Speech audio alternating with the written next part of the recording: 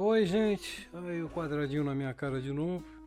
Bom, pra quem não sabe, eu fiz um vídeo do Lilo Stitch e ele foi derrubado porque eu usei um monte de cenas do trailer que não podia. Ao que parece, eles não queriam que mostrassem a imagem do Stitch. Não sei o motivo, razão, circunstância. Apenas as partes onde tinha o Stitch proeminente foram proibidas. Aí eu ia refazer o vídeo e eu vi que muita gente estava gostando do vídeo, do filme, e eu decidi que não valia a pena, já que eu dei umas críticas negativas, não fiz spoiler, fui bem vago porque eu na hora não queria fazer spoiler, agora não tô nem aí pra spoiler, esse vídeo tem spoiler. Quem não assistiu o filme e quer saber o final do filme ainda, não sei porque tá na internet vendo um vídeo de Lilo Stitch. Coisa de um maluco. E aí eu vi outros vídeos aí falando bem do filme, coisa e tal. E aí começaram a aparecer os vídeos negativos. E as coisas que eu tinha sido negativo no meu vídeo, meu Deus do céu, o pessoal parece que está odiando. Raiva absoluta. Quando eu assisti o filme, eu tive a impressão de que eles assistiram aqueles vídeos que falam que Lilo Stitch é adulto demais, que o tema é muito maduro e que essa sequência é imprópria para criança pequena. E eles anotaram tudo isso e tiraram do filme. E depois eu vi uma entrevista do diretor que confirmou que foi exatamente isso que aconteceu. Agora o problema é, eles tiraram todas as partes que pra mim eram as partes mais cativantes e eles substituíram pelo mais baixo denominador de comédia infantil. Um negócio mais bobo, sem graça e que a gente já viu milhares de vezes. O Bickley e o Jumba, que eles trocaram por atores reais e o pessoal tá reclamando, eu falo, aquele negócio do Bickley e do Jumba, eles serem alienígenas com disfarces ridículos, pra mim é bobinho demais. Eu entendo que você assistiu esse filme quando você tinha 4, 6 anos de idade e ficou com alguma coisa emocional, né, ligada, mas é estúpido demais, cara. Quando eles falaram que iam colocar atores reais, eu falei, ótimo, espero que eles vão na linha do Stanley Tucci no a Resident Alien, que tem na Netflix, que mostra um alienígena disfarçado de humano de uma maneira muito engraçada. Não! Eles são a coisa mais idiota do mundo. Um humor tipo Book School do do primeiro Power Rangers, que eu até ficava esperando escutar a musiquinha deles toda vez que aparecia o Jumba e o Bickley. E eles conseguiram fazer um humor mais idiota do que os alienígenas fantasiados mal e porcamente. E assim, tudo que eles mudaram e substituíram. Ele falou que não pode mostrar, era muito ruim mostrar a Nami, uma menina jovem com responsabilidades e problema dos pais sofrendo. E aí ela foi encaixada numa fantasia que também entra no wokeísmo Disney, né? A Nami, nesse filme, ela tem o mesmo final da Wendy no Peter Pan. Ela não tem romance, ela vai procurar a carreira dela e viver o resto da vida sozinha, né? Muita gente tá pé da vida que o Ohana, família, nunca abandonar e esquecer e virou joga pro governo se virar e eu vou fazer o que eu quero, né? Tem até o papo que muita gente ficou pé da vida dela ir pra faculdade e deixar a filha no sistema com o argumento de que era muito caro pagar as contas médicas da Lilo. E muita gente veio com peraí, como é que ela tem dinheiro para ir para faculdade e não tem dinheiro para pagar as contas da irmã? A irmã tem que ter jogada lá no foster care. Isso deixou muita gente pé da vida. Também tem um negócio que o relacionamento das duas ficou meio que distante, viu? Ela parece mais uma parente distante que mal conhece a Lilo, uma babá que está lá incomodada do que a irmã mais velha da menina. Não gostei e o pessoal em geral parece que odiou isso, tá com raiva. Meu grande problema do filme foi a edição. Eu não sei como é que se incomodou os outros. Eu até estava assistindo e ia comparar ele com a Kim Possible, só que porque originalmente o filme foi pensado em ser original da Disney Plus. Olha a Tia Carrere aí. Eu também vou falar da Tia Carrere. E o filme acabou sendo pior do que o Kim Possible original da Disney Plus. Nem a edição desse filme, não sei como é que não incomoda as outras pessoas, ninguém falou disso. Pra mim, é insuportável. Tinha vontade de fechar os olhos e olhar pro lado, porque os cortes, me irritavam. Eu que sonhava ser cineasta, olhar pra isso e falar, esse nível de preguiça, descaso, ou então pura incompetência, enquanto eu não tive oportunidade de fazer coisa menor. Ai, que frustração. Mas não. Aí eu comecei a ver que não fui o único incomodado, não. Pelo contrário, muita gente ficou pé da vida com isso também. Esse filme aí tá um sucesso que revoltante. Porque também tem aquele negócio, eu previ no meu vídeo que ia ser um sucesso, porque quando eu fui lá no cinema só tinha 3 filmes. Lilo e Stitch, Missão Impossível e o filme do Cobra Kai. O filme do Cobra Kai acho que estava em uma ou 2 salas no meio, não, acho que era só uma sala que estava o filme do seriado Cobra Kai.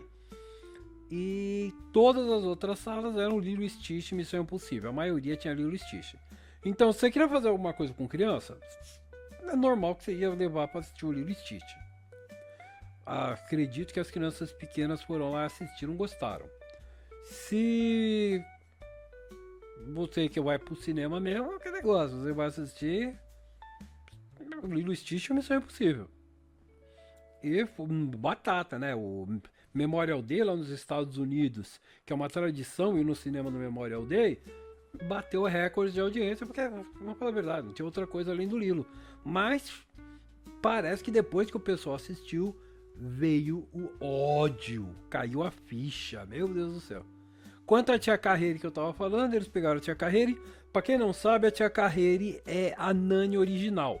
Não só ela dublou a Nani no primeiro Lilo e Stitch, como o personagem, o visual do personagem foi feito em cima dela.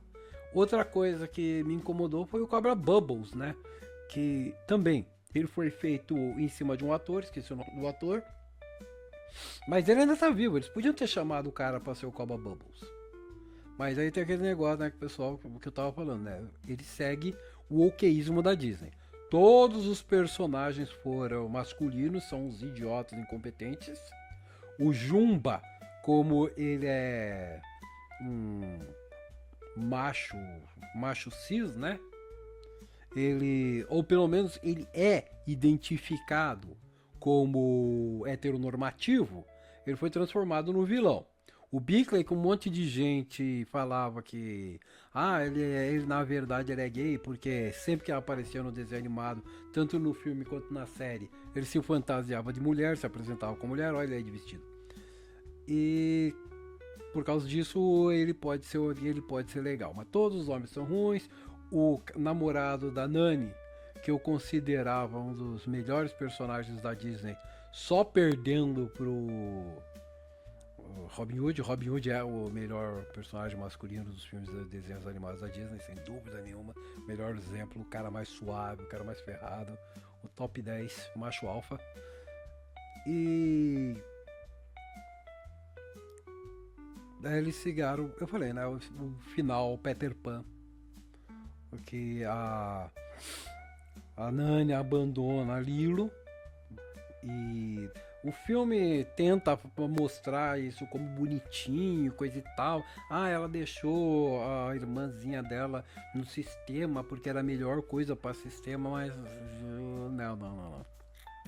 pessoal não gostou disso, não mesmo. Eles empurraram o papo de que, ah, não, mas ela ficou com a vizinha, que é a avó lá do cara que originalmente era o namorado da Nami, agora são patetas, mas muita gente não gostou.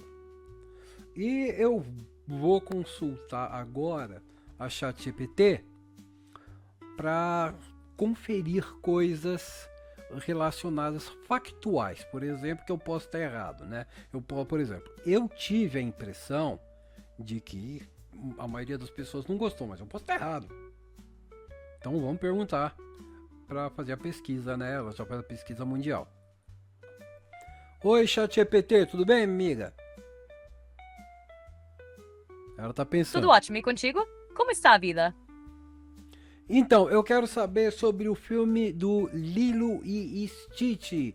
Mais ou menos qual foi a bilheteria que o filme já teve até hoje, né, nessas semanas, e qual é o ratio de like e dislike? Quanto a porcentagem de gente que tá gostando do filme e tá detestando?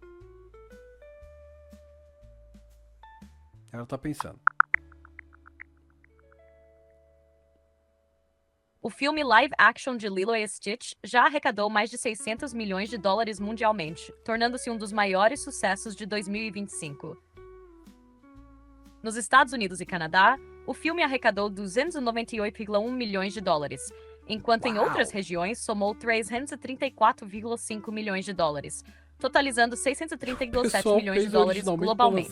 Quanto às críticas, o filme recebeu uma nota média de A no CinemaScore, indicando uma recepção positiva do público. Ótimo! No Rotten Tomatoes, possui uma aprovação de 71% com base em 189 avaliações, o que sugere uma recepção mista. Mista? Eu achei que 70% seria positivo. Mais gente gosta do que desgosta. Se bem que Rotten Tomatoes é meio que... Não é muito confiável, na verdade. Já está provado que tem muitos bots mexendo naquele site.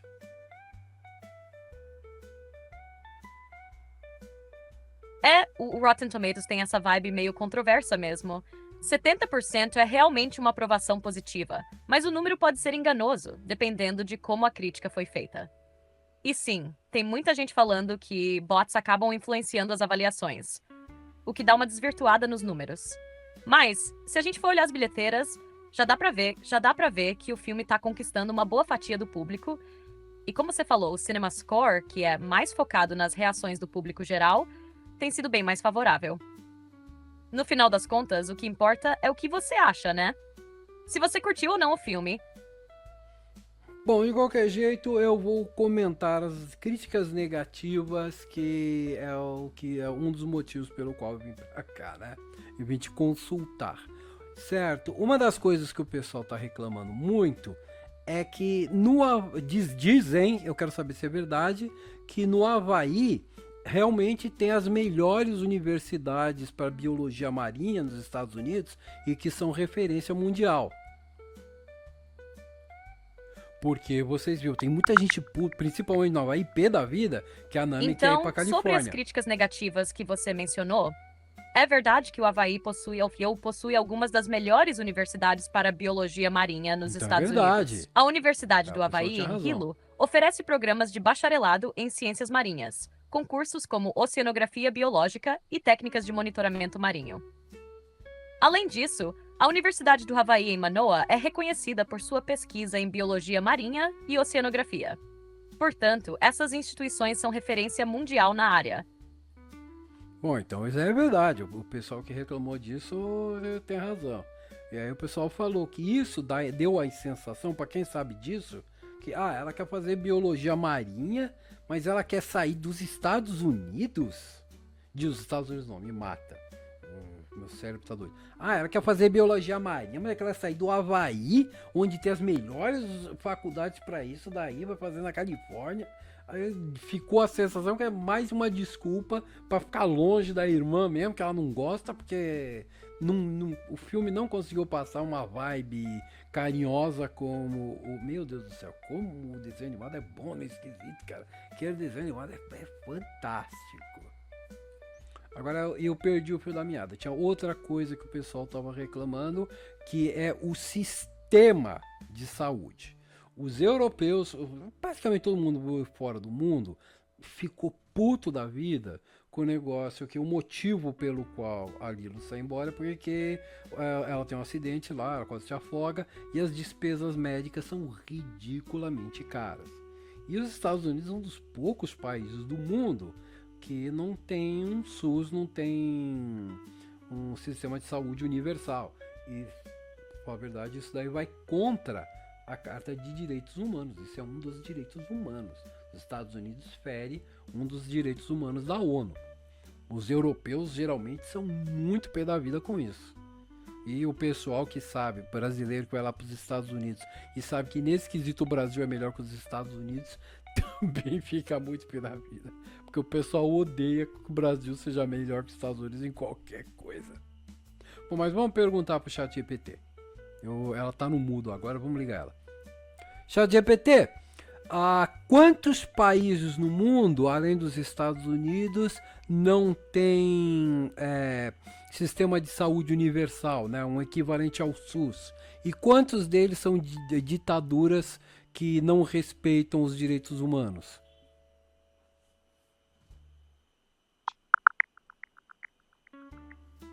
Além dos Estados Unidos, países como Índia e Paquistão não possuem sistemas de saúde universal. Quanto a regimes autoritários que desrespeitam os direitos humanos, a Coreia do Norte é um exemplo. A Coreia do Norte não tem sistema de saúde universal? A Coreia do Norte, teoricamente, tem um sistema de saúde universal, com o governo garantindo acesso à saúde para todos os cidadãos.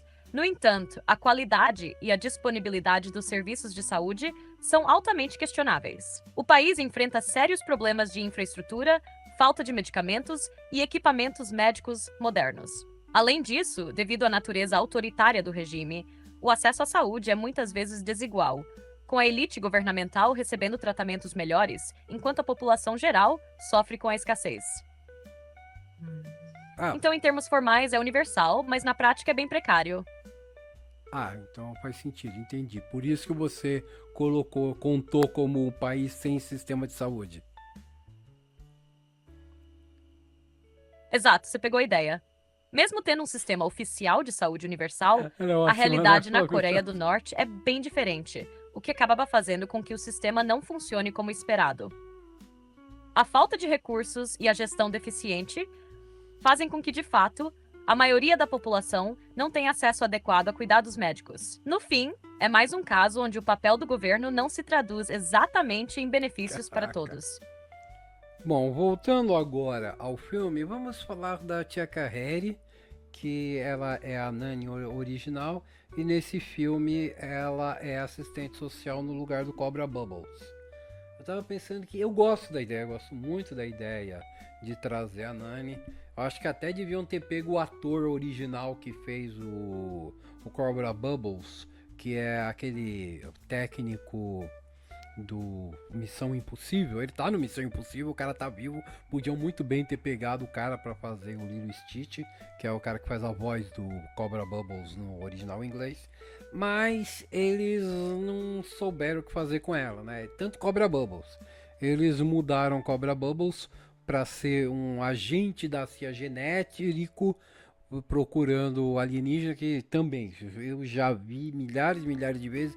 Pior, como eu tava vivo nos anos 80, que era da pós-ET, eu vi a moda de tudo quanto era seriado de televisão e filme, colocando isso daí dos alienígenas e do agente da CIA correndo atrás deles.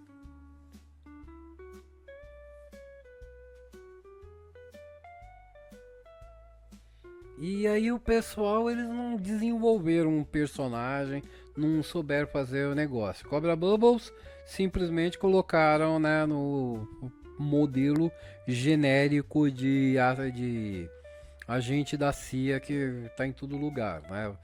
Vai assistir o Johnny Test, que tem 2 lá. E eles não fizeram muita coisa com ela não, viu? Ela podia ter sido transformada na Cobra Bubbles, sinceramente. Já que eles são aqueles negócios de problema de homem, Dá um gender bending nele logo uma vez, coloca a Tia Carreire pra ser o Cobra Bubbles e fazer o papel dele, né? Mas muita coisa no filme ficou fora por causa disso. Toda a piada e o tema dos mosquitos que eram uma espécie de extinção e se alimentavam dos seres humanos foi tirado, é uma piada muito boa. Que negócio no final do Cobra Bubbles, ele é revelado como um homem de peito, não tem. Então, outra coisa legal que eu vi nos reviews do pessoal assistindo é o pessoal que foi assistir Lilo e Stitch quando tinha seus 5, 6 anos de idade, ficou sem ver nada e agora foi reassistir o desenho para ver o filme. E eles tiveram uma nova experiência completamente, aumentaram a apreciação pelo filme, porque muitos falaram, quando eu tinha meus 5, 6 anos assisti pela primeira vez, eu não ignorei a gravidade, até mesmo os problemas da Nani, que eu não entendi os problemas da Nani. Agora que eu vejo adulto entendendo, nossa, eu vejo como esse filme é mais profundo do que eu tinha pensado. Eu já achava o filme uma maravilha e agora minha apreciação aumentou mais ainda. Eu acho esse filme muito melhor do que eu pensava. E por outro lado tem o pessoal que empurra o papo do filme ter temas maduros demais para as crianças, né? São temas maduros demais para as crianças que passam pela cabeça, a criança não percebe e quando ele assistir 25 anos depois, aí vai ver que, meu Deus do céu, que filme bom. Os temas maduros. E essa gente soa para mim como gente que falhou em ser adulto. Não é que os temas eles são maduros e duros demais para as crianças, né? Eles são maduros e duros demais para os adultos que não falharam em crescer e quando vê esse tipo de coisa tem, sofre gatilho. Ai meu Deus, problemas da juventude. Eu falei, quando eu tinha 19 anos eu também passei em problemas semelhantes assim no nível da Nani. E eles existem, é o mundo, bem-vindo à realidade. Ai, minha garganta, desculpe. E o diretor também entrou nessa onda daí do não, que a Nami não deve sofrer, coisa e tal. Por isso que ele inventou essas coisas aí de que a Nami, ela não vai ficar com a Lilo, ela vai pra faculdade, deixa a Lilo lá pra doação, pro sistema.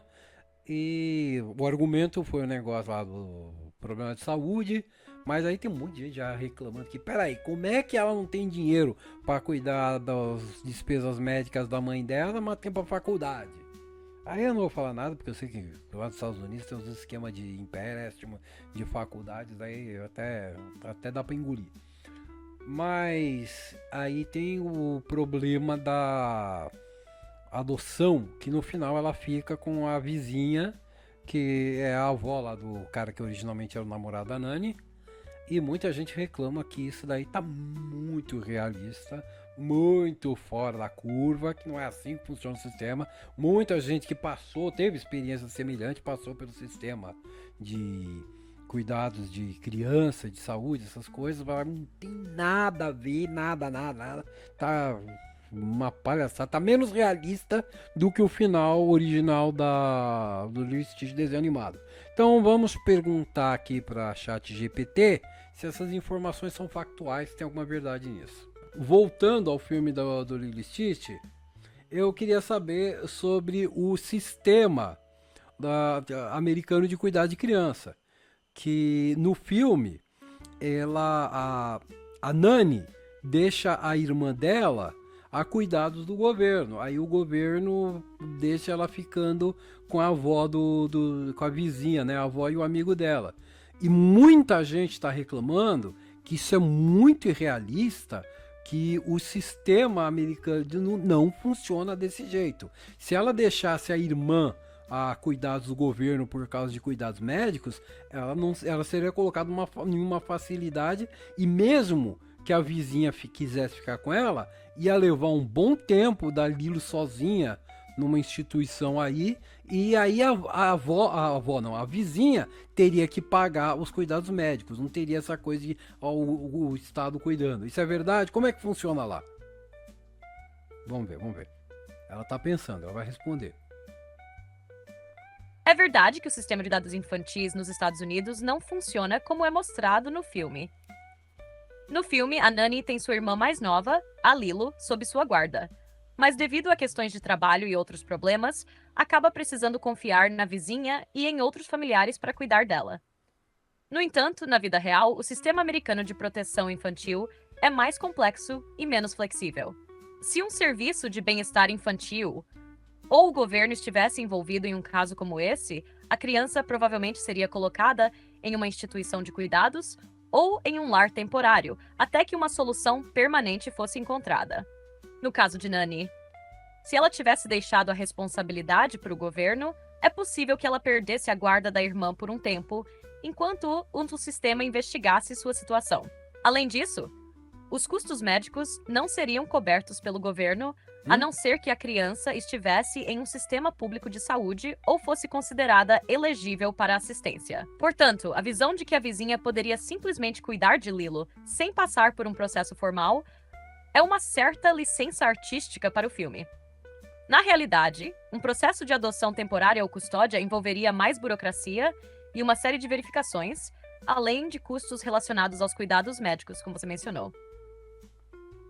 O sistema de saúde e assistência social no Zezua é muito fragmentado e nem sempre garante apoio adequado a famílias em situações difíceis. Ah, então, mesmo nem ficando com ela, só de querer ficar com a Lilo, a vizinha teria que pagar os cuidados médicos. Ela tá pensando. Exato. Se a vizinha quisesse realmente cuidar da Lilo, ela teria que passar por um processo legal formal para assumir a guarda ou custódia, mesmo que temporária. E sim, nesse caso, ela seria responsável pelos cuidados médicos da criança, a menos que a Lilo fosse elegível para algum tipo de assistência pública, o que é algo bem complicado e depende de uma série de fatores. No Zezua, o sistema de saúde não cobre cuidados médicos de forma universal, como no SUS do Brasil. Ou seja, uma criança não teria acesso a cuidados médicos gratuitos apenas por estar sob a responsabilidade de uma pessoa, mesmo que seja uma vizinha que queira cuidar dela. Isso seria algo que teria que ser resolvido com um seguro de saúde ou uma assistência pública específica, o que nem sempre é simples de obter. Portanto, essa parte do filme realmente dá uma ideia um tanto irrealista do sistema, já que na realidade, a vizinha teria que arcar com os custos ou se envolver em processos mais complexos para que os cuidados médicos fossem garantidos. Que coisa, né? E tem muita gente que veio falando que, não, esse filme, o final é mais realista, e o pessoal foi muito pé da vida. Não, é muito menos realista. E de acordo com o ChatGPT, realmente é menos realista mesmo. Vamos lá. Ô Chat, o que a personagem Lilo, ela precisaria fazer? O que aconteceria se ela fosse elegível? Se ela fosse elegível, aí ela poderia ficar com a vizinha e a mãe do amigo da irmã, não? Como funcionaria se ela fosse elegível aos cuidados que você falou? Ela tá pensando.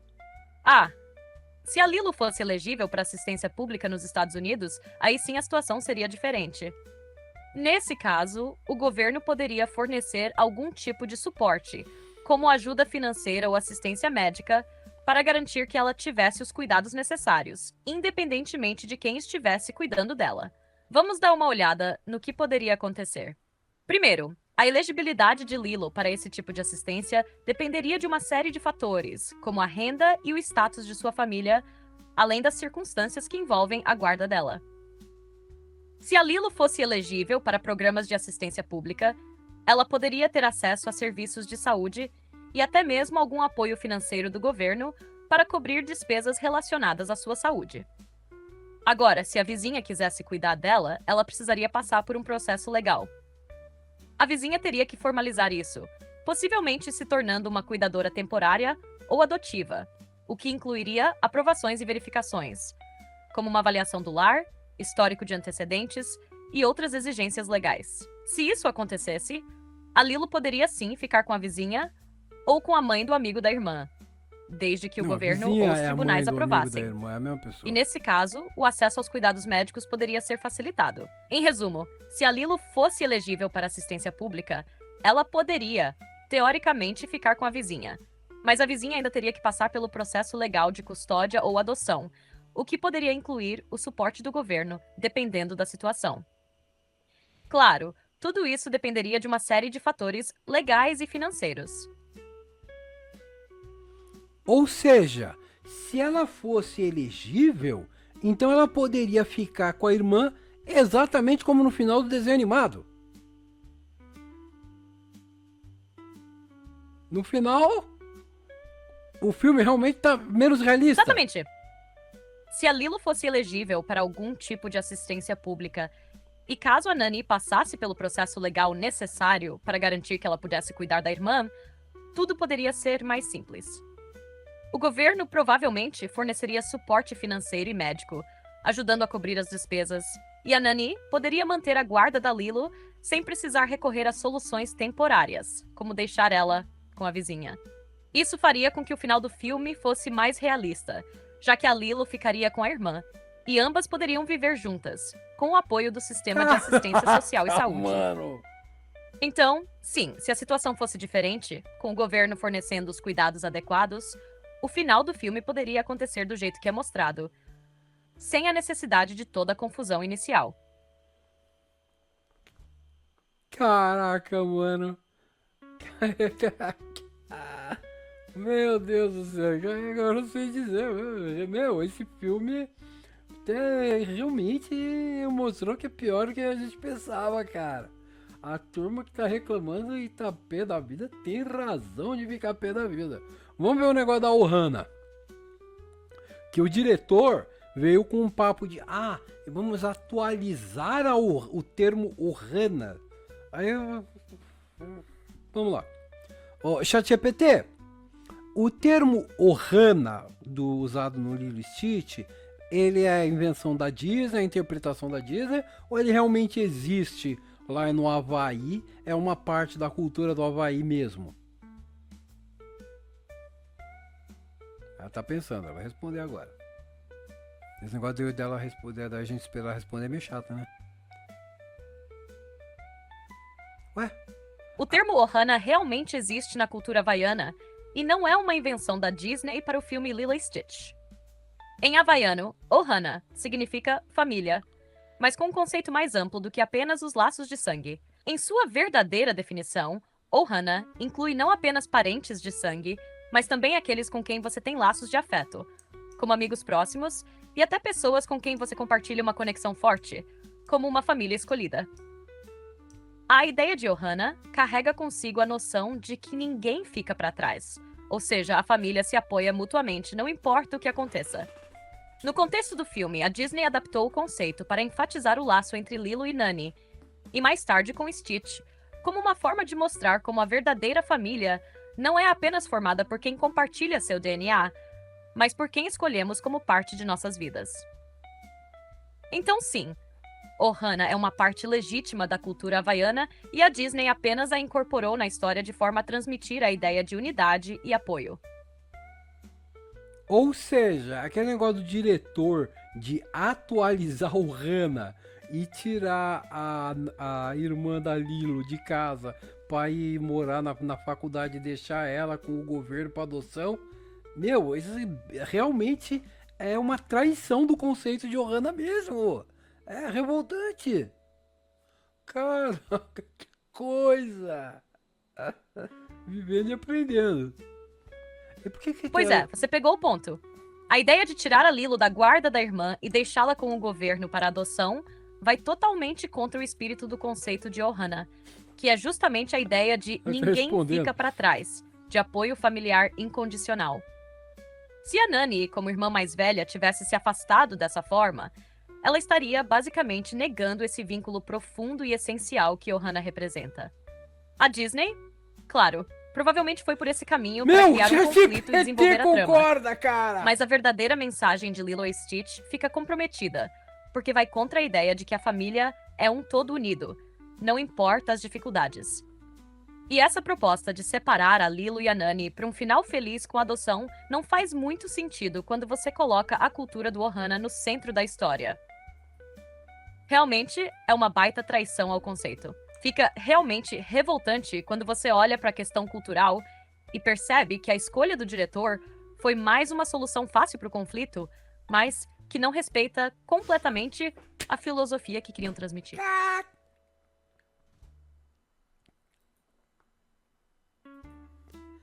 Eu não tenho dizer nada. Até o ChatGPT concorda, cara. Meu Deus do céu, eu reclamei do filme, falei não, até o ChatGPT tá com mais pau do que eu, cara. Meu Deus do céu. E é isso daí, mano, o filme do Lilo e Stitch, realmente, cara, até o ChatGPT não gostou. Bom, isso aí, um abração pra todo mundo, até a próxima. Depois vamos ver como vai ser a próxima. Essa daí me pegou feio, mano. Ah.